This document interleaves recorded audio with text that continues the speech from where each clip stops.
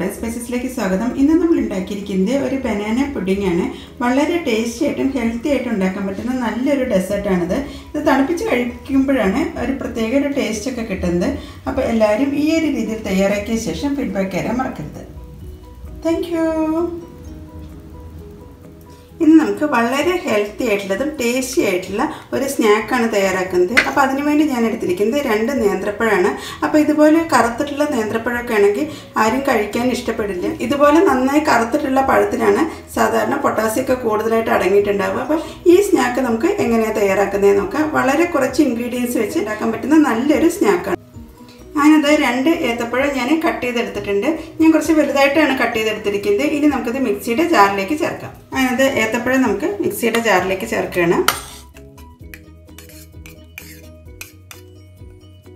ഞാനത് കംപ്ലീറ്റ് പഴവും ഇതിലേക്ക് ചേർത്തിട്ടുണ്ട്.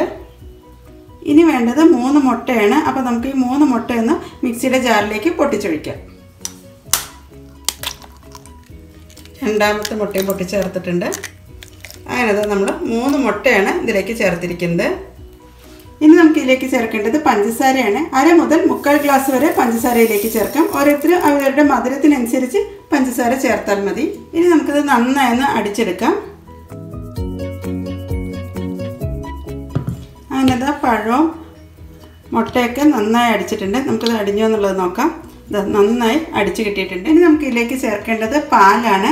ഞാനൊരു 1/4 ഗ്ലാസ് പാലാണ് ചേർക്കുന്നത്. നിങ്ങൾ 2 മുട്ടയാണ് ചേർക്കുന്നതെങ്കിൽ 1/2 ഗ്ലാസ് പാൽ ചേർക്കേണ്ടി വരും. അങ്ങനത്തെ പാൽ ചേർത്തിട്ടുണ്ട്. പിന്നെ ഇതിലേക്ക് ചേർക്കേണ്ടത് 1 നുള്ളു ഉപ്പാണ്. നമ്മൾ ഏത് സ്വീറ്റ് ഉണ്ടാക്കുമ്പോഴും മധുരം ഒന്ന് ബാലൻസ് ചെയ്യാൻ വേണ്ടിയിട്ട് അല്പം ഉപ്പ് ചേർക്കേണ്ടതാണ്. പിന്നെ ഇതിൻ്റെ ഫ്ലേവറിന് വേണ്ടിയിട്ട് ഏലക്കാപ്പൊടിയോ അതല്ലെങ്കിൽ വാനില എസൻസോ ചേർക്കാം. ഞാനിവിടെ ഇപ്പോൾ വാനില പൗഡറാണ് എൻ്റെ കയ്യിലുള്ളത്. ഇതാണ് ഞാൻ ചേർക്കുന്നത്. ഒരു 1/4 ടീസ്പൂൺ വാനില പൗഡർ നമുക്ക് ഇതിലേക്ക് ചേർക്കാം. എന്നിട്ട് ഇത് നന്നായി ഒന്നും കൂടി ഒന്ന് അടിച്ചെടുക്കാം. ഈ വാനില പൗഡറിന് പകരമായിട്ട് നിങ്ങൾക്ക് ബനാന എസൻസ് ഉണ്ടെങ്കിൽ അതും ചേർക്കാം. അങ്ങനെയാണെങ്കിൽ പഴത്തിൻ്റെ ഫ്ലേവർ തന്നെ ആയിരിക്കും കിട്ടുന്നത്. അങ്ങനെയത് മിക്സിയിൽ നന്നായി അടിച്ചെടുത്തിട്ടുണ്ട്. ഇനി നമുക്കത് ആവിയിലാണ് കുക്ക് ചെയ്തെടുക്കേണ്ടത്. അപ്പോൾ അതിനുവേണ്ടി ഞാനൊരു സ്റ്റീമറാണ് അടുപ്പത്ത് വെക്കുന്നത്. അങ്ങനത് ഞാൻ സ്റ്റീമർ വെച്ചിട്ടുണ്ട്. ഇതിലേക്ക് ഞാൻ ഒരു 2 ഗ്ലാസ് വെള്ളമാണ് ഇതിലേക്ക് ചേർക്കുന്നത്. എന്നിട്ട് നന്നായി തിളച്ച ശേഷമാണ് നമുക്കത് ആവിയിലൊന്ന് വേവിച്ചെടുക്കേണ്ടത്. ഞാനത് സ്റ്റീമറിലേക്ക് അതിൻ്റെ സ്റ്റാൻഡും കൂടി വെക്കുന്നുണ്ട്. ഞാനൊരു ടിഫിൻ പാത്രമാണ് എടുത്തിരിക്കുന്നത്.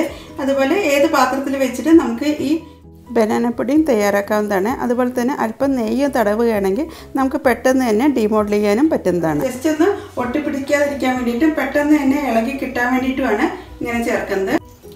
ഒരു 3/4 ടീസ്പൂൺ നെയ്യ് ഇതിലേക്ക് ചേർക്കാം. എന്നിട്ട് ഇതൊന്ന് ബ്രഷ് ചെയ്തെടുക്കാം. ജസ്റ്റ് പാത്രത്തിൻ്റെ എല്ലാ ഭാഗത്തേക്കും നമുക്ക് ഈ നെയ്യൊന്ന് സ്പ്രെഡ് ചെയ്യാം. അതുപോലെ തന്നെ സൈഡിലും എല്ലാം ഒന്ന് സ്പ്രെഡ് ചെയ്തെടുക്കാം. അങ്ങനെ കംപ്ലീറ്റ് നെയ്യ് തടവിയ പാത്രത്തിലേക്ക് നമുക്ക് ഈ മുട്ടയുടെ കൂട്ട് ചേർക്കാം. പഴവും മുട്ടയും കൂടി ചേർത്ത് അടിച്ചിട്ടുള്ള ഈ കൂട്ടാണ്. ഒരു 3/4 പാത്രത്തോളം ചേർത്താൽ മതി. ഫുള്ളായിട്ട് നിറയ്ക്കേണ്ട ആവശ്യമില്ല. ജസ്റ്റ് അതിൻ്റെ പതയൊക്കെ ഒരുപോലെ ലെവലായി കിട്ടാൻ വേണ്ടിയിട്ട് ജസ്റ്റ് ഒന്ന് ടാപ്പ് ചെയ്യാം. ഇനി നമുക്കിത് അടച്ച ശേഷമാണ് സ്റ്റീമറിലേക്ക് വെച്ച് വേവിച്ചെടുക്കുന്നത്. ഞാനിത് അതൊക്കെ ടാപ്പ് ചെയ്ത് വെച്ചിട്ടുണ്ട്. ഇനി നമുക്കിത് കവർ ചെയ്ത ശേഷം 15 തൊട്ട് 20 മിനിറ്റ് വരെയാണ് നമുക്കിത് ആവിയിൽ വേവിച്ചെടുക്കേണ്ടത്. അതിനത് സ്റ്റീമൊക്കെ വരാൻ തുടങ്ങിയിട്ടുണ്ട്. നമുക്കിതൊന്ന് തുറന്ന് നോക്കാം. ഇനി നമുക്കിതിലേക്ക് ടിഫിൻ പാത്രം വെച്ച് വേവിച്ചെടുക്കാം.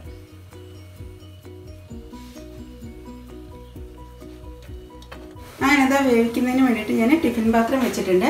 ഇനി ഇത് ഒരു മീഡിയം ഫ്ലെയിമിൽ 15 മുതൽ 20 മിനിറ്റ് വരെയാണ് നമുക്കിത് കുക്ക് ചെയ്തെടുക്കേണ്ടത്. അതിനുശേഷം ഒരു 10 മിനിറ്റ് കൂടി കഴിഞ്ഞിട്ട് ഒന്ന് തണുത്ത ശേഷമാണ് ഇത് നമുക്ക് ഡീമോൾഡ് ചെയ്ത് എടുക്കേണ്ടത്. അങ്ങനത് 20 തൊട്ട് 25 മിനിറ്റ് വരെ കഴിഞ്ഞ ശേഷം ഞാൻ ഫ്ലെയിം ഓഫ് ചെയ്തിട്ടുണ്ടായിരുന്നു. എന്നിട്ട് ഒരു 10 മിനിറ്റ് കൂടി കഴിഞ്ഞിട്ടുണ്ട്. ഇനി നമുക്കതൊന്ന് തുറന്ന് നോക്കാം. അങ്ങനത് ചൂടൊക്കെ ചെറുതായിട്ടൊന്ന് മാറി വന്നിട്ടുണ്ട്. ഇതാ നന്നായി കുക്കായിട്ടുണ്ട്. നമുക്കിതൊരു സ്ക്രൂവർ വെച്ചിട്ടൊന്ന് കുത്തി നോക്കാം. ഇതാ പെർഫെക്റ്റ് ആയിട്ട് തന്നെ കിട്ടിയിട്ടുണ്ട്. ഇനി നമുക്കൊന്ന് തണുത്ത ശേഷമാണ് ഒന്ന് ഡീമോൾഡ് ചെയ്യുന്നത്. അങ്ങനെ ഇത് തണുക്കാൻ തുടങ്ങുമ്പോൾ ഇതിൻ്റെ സൈഡിൽ നിന്നെല്ലാം വിട്ട് ഇങ്ങനെ വരാൻ തുടങ്ങിയിട്ടുണ്ട്. അതിന് ശേഷമാണ് നമ്മൾ ഡീമോൾഡ് ചെയ്യുന്നത്. അങ്ങനെ അത് തണുത്ത ശേഷം നമുക്കൊരു ബട്ടർ നൈഫ് വെച്ചിട്ട് ഇതൊന്ന് ഡീമോൾഡ് ചെയ്യാം.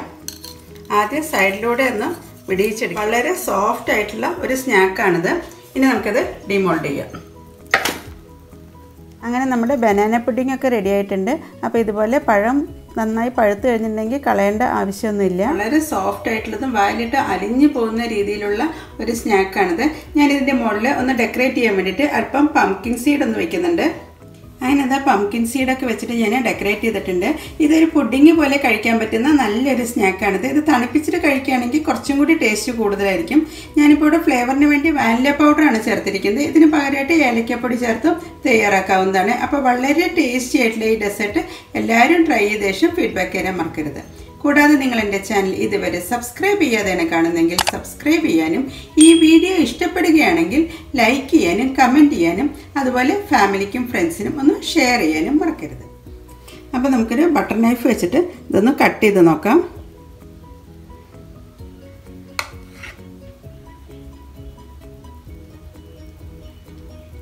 പുഡിങ് പോലെ പെട്ടെന്ന് വായിലിട്ട് അലിഞ്ഞു പോകുന്ന രീതിയിലുള്ള ഒരു സ്നാക്കാണിത്. പെർഫെക്റ്റ് ആയിട്ട് തന്നെ കിട്ടിയിട്ടുണ്ട്.